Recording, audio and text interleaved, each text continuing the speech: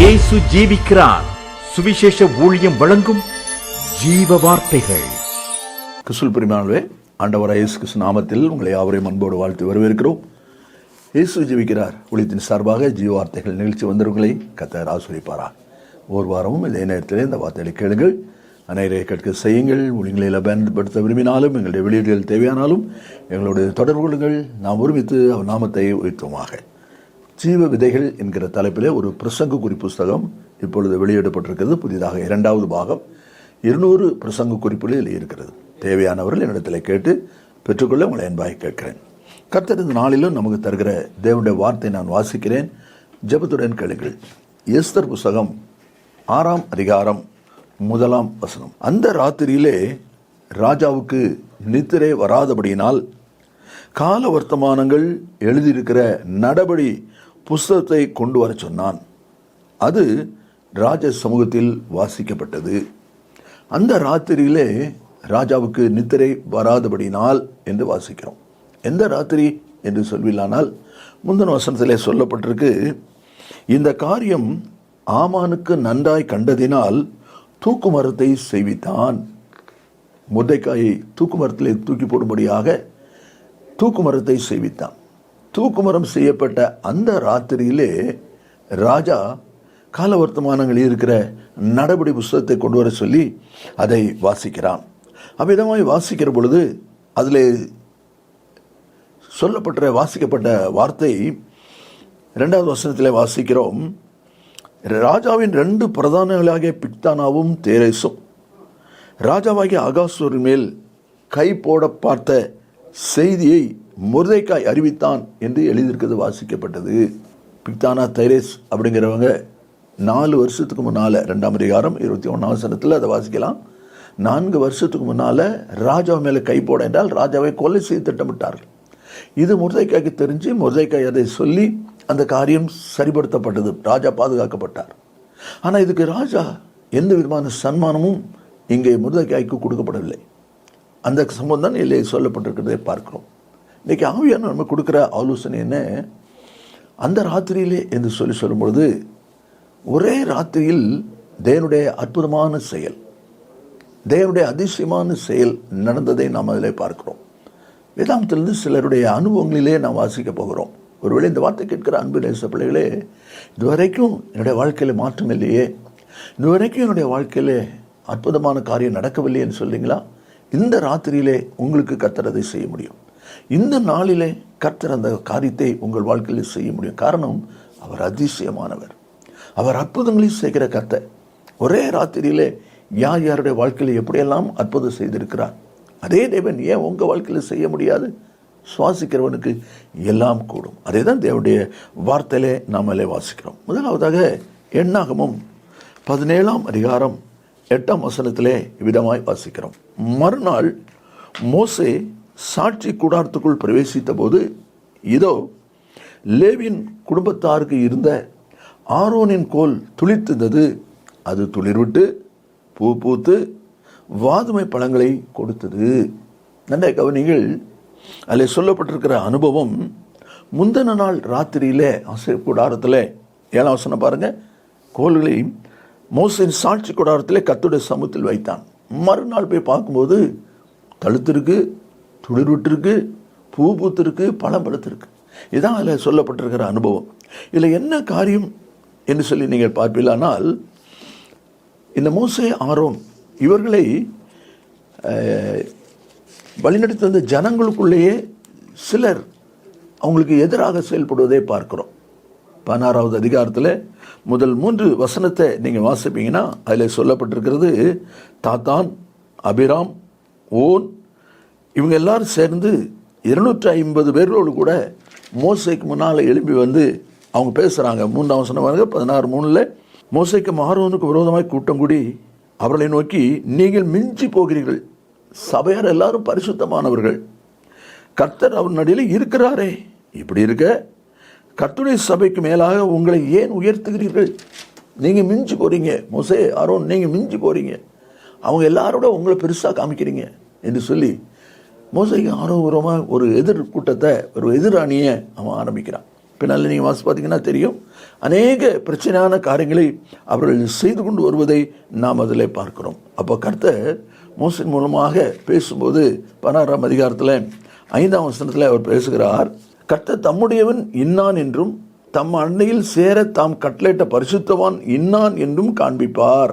பரிசுத்தவான் என்ன யார் என்பதையும் தமிழத்தில் சேர்த்துக் கொள்ளும்படி கர்த்தர் தெரிந்து கொண்டவர் யார் என்பதையும் கர்த்தர் காண்பிப்பார். மட்டும் இல்லை, அப்பொழுது எவனை தெரிந்து கொள்வாரோ அவனை தம்மிடத்தில் சேர கட்டளையிடுவார் என்று சொல்லி அந்த வார்த்தை இருப்பதை நாம் அதில் பார்க்கிறோம்.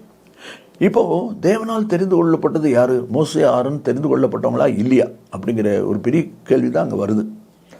அப்போ ஆண்டவர் சொல்கிறாரு 17ஆம் அதிகாரத்தில் 2ஆம் வசனத்தை வாசிப்பீங்கன்னா அதில் சொல்லியிருக்கு, எல்லா கோத்திரத்துலையும் ஒவ்வொரு கோல் கொண்டு வர சொல்லு, அந்தந்த கோலில் அந்தந்த கோத்திரத்து பேரை எழுது, லேவி கோத்திரத்தில் உள்ள கோலில் மட்டும் ஆரோன் பேரை எழுது என்று சொல்லி 17ஆம் அதிகாரத்தில் வாசிக்கலாம். அப்படி பேர் எழுதின பிறகு அதை என்ன பண்ணுறாங்க? அதுதான் இப்போ நம்ம 17ஆம் அதிகாரம் 7ஆம் வசனத்தில் வாசித்தோம். அந்த கோல்களை மோசே சாட்சியின் கூடாரத்தில் கர்த்தருடைய சமூகத்தில் வைத்தான். சாட்சியின் கூடாரத்தில் கர்த்தருடைய சமூகத்தில் கொண்டு வச்சாச்சு. மறுநாள் அடுத்த நாள் போய் பார்க்கும்போது அது என்ன கர்த்தர் அதை சொல்லியிருக்கிறார். 5ஆம் வசனம் பாருங்க, நான் தெரிந்து கொள்ளுடைய கோல் துளிர்க்கும். யாருடைய கோல் துளிர்த்திருக்குதோ அவங்க தெரிந்து கொள்ளப்பட்டவங்க.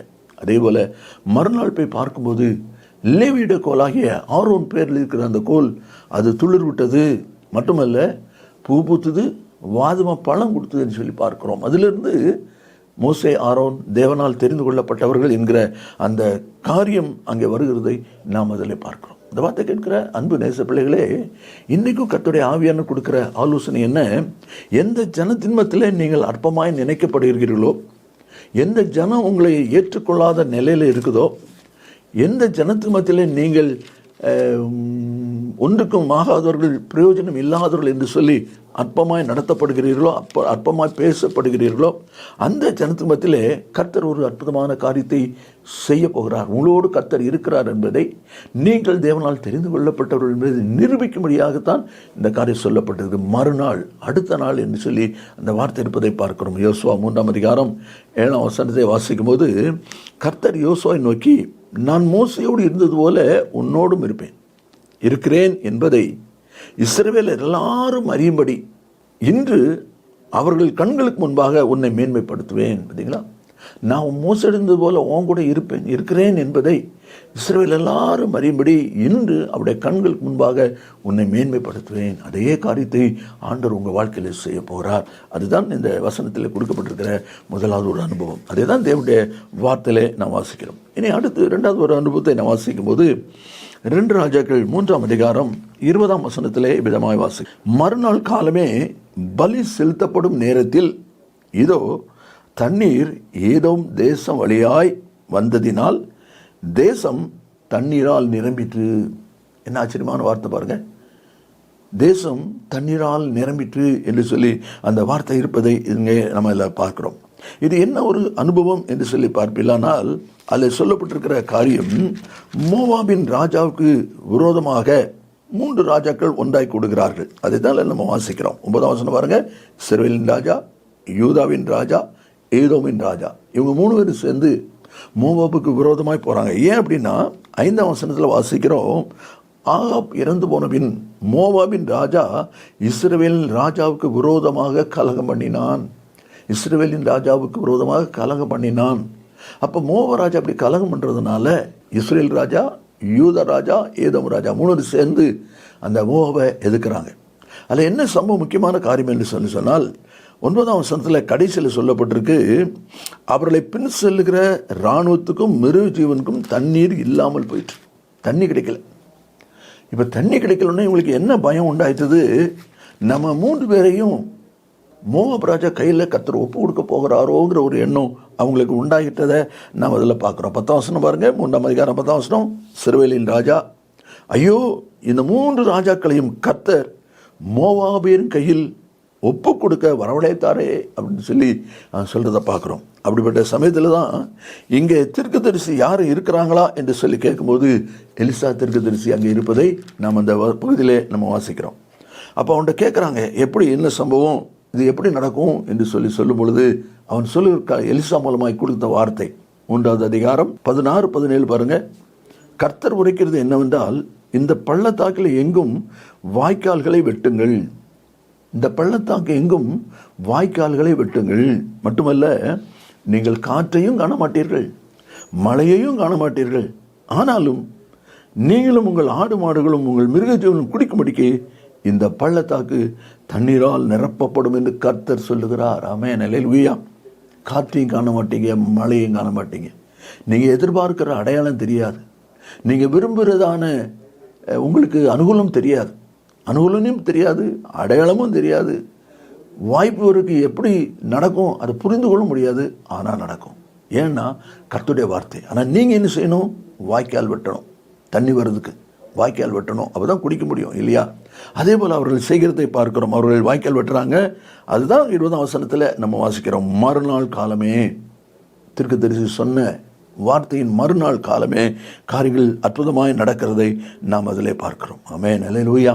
அருமையான கர்த்தருடைய பிள்ளைகளே, இன்றைக்கு தேவனுடைய பிள்ளைகளாக நீங்களும் நானும் இந்த வார்த்தையை விசுவாசித்து வார்த்தையின்படி செய்ய நம்மளை அர்ப்பணிக்கிற போது பள்ளத்தாக்கு தண்ணீரால் நிரம்பும். எந்த பள்ளத்தாக்கு அவர்கள் வெட்டினார்களே அந்த பள்ளங்கள், அதான் அதில் சொல்லப்பட்டிருக்கிறதை பார்க்கிறோம். ஆனால் காற்றையும் மழையும் காண மாட்டீங்க, ஆனால் நிரம்பும். எப்படி நம்ம அதெல்லாம் கேள்வி இல்லை, அதான் நம்ம வாசிக்கிறோம். ஏதோ தண்ணீர் ஏதோம் தேச வழியாய் வந்ததினால் தேசம் தண்ணீரால் நிரம்பிற்று. உங்களுடைய தேவைகள் சந்திக்கப்படும், விருப்பம் நிறைவேற்றப்படும். அடையாளம் ஒன்றும் தெரியாது, ஆனால் காரியம் வாய்க்கும். காரணம் கர்த்தருடைய வார்த்தை. மறுநாள் அடுத்த நாள் நடக்கிற அற்புதம். இனி 3வது ஒரு காரியத்தை நாம் வாசிக்கும் போது யோனாவின் புஸ்தகம் 4ஆம் அதிகாரம் 6ஆம் வசனத்திலே விதமாய் வாசி. யோனாவுடைய தலையின் மேல் நிழல் உண்டாயிருக்கவும் அவனை அவனுடைய மனமடிவுக்கு நீங்களாக்கவும் தேவனாய் கர்த்தர் ஒரு ஆமணக்கு செடியை முளைக்க கட்டளையிட்டு அதை அவன் மேல் ஓங்கி வளர பண்ணினார். அந்த ஆமணக்கு மேல் யோனா மிகவும் சந்தோஷப்பட்டான். நினிவே ஜனங்களை எச்சரிக்கும்படி கர்த்தர் சொன்னார். அவன் போய் நினிவே ஜனங்களை எச்சரிக்கிறான். அந்த ஜனங்கள் எல்லாரும் ராஜாவிலிருந்து பிரஜை வரைக்கும் ஆடு மாடு முதற்கொண்டு புசியாம குடியாம உபவாசம் இருக்கிறாங்க. அதோட முடிவு என்ன? 3ஆம் அதிகாரம் 10ஆம் வசனத்தில், அவர்கள் தங்கள் பொல்லாத வெளியிட்டு திரும்பினார்கள் என்று தேவன் அவருடைய கிரியையை பார்த்து தாம் அவர்களுக்கு செய்வேன் என்று சொல்லியிருந்த தீங்கை குறித்து மனஸ்தாபப்பட்டு அதை செய்யாதிருந்தார். பார்த்தீங்களா? மனஸ்தாபப்பட்டு அதை செய்யாதிருந்தார். ஆனால் இவனுக்கு நம்ம சொன்னது நடக்கலையே என்று சொன்ன உடனே 4ஆம் அதிகாரம் 3ஆம் வசனத்தில், நான் உயிரோடு இருக்கிறதை பார்க்கலாம் சாகிறது நல்லது என்று சொல்லி அவனுடைய வேதனை 4:1 வாசிக்கிறோம். யோனாவுக்கு இது மிக விசனமாக இருந்தது. அவன் கடும் கோபம் கண்டான் என்று சொல்லி சாவை விரும்புகிறான். அவனுடைய மனமடிவை அவனுக்கு உணர்த்தணும், குற்றத்தை உணர்த்தணும், குறைவை உணர்த்தணும் சொல்லி தான் ஆமணக்கை கர்த்தர் முளைக்கல. அப்போ ஆண்டவர் மறுநாளிலே அந்த ஆமணக்கு வீட்டில் படுத்த காலில் வந்து பார்க்குறான். பெரிய ஆமணக்கு மரனுக்கு நிழலில் அவன் சந்தோஷப்பட்டான் அப்படின்னு பார்க்குறோம்.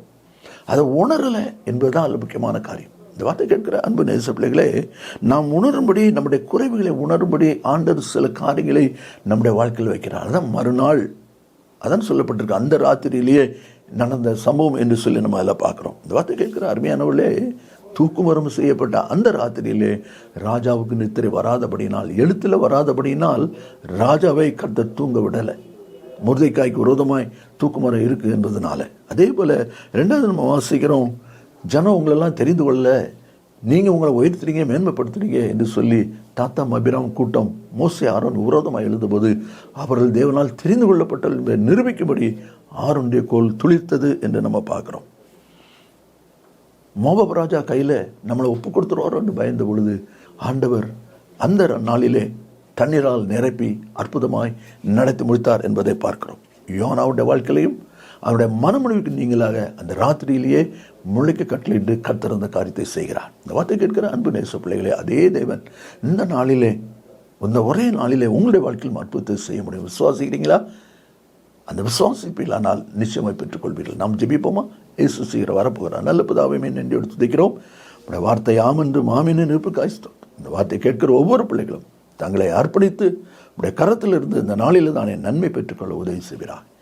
சரி, இயேசுவின் நாமத்தில் பிதாவே, ஆமேன், ஆமேன். கர்த்தர்களை ஆசீர்வதிப்பாராக. ஆமேன். மேலும் விவரங்களுக்கும் உங்கள் ஜெப தேவைகளுக்கும் நீங்கள் எங்களோடு தொடர்பு கொள்ள வேண்டிய முகவரி ஜீசஸ் லிவ்ஸ் காஸ்பல் மினிஸ்ட்ரீஸ், சகோதரர் John M Jeyaraj, 123A Dohnavur road, Mavadi, Nellai மாவட்டம், தென்னிந்தியா 627107.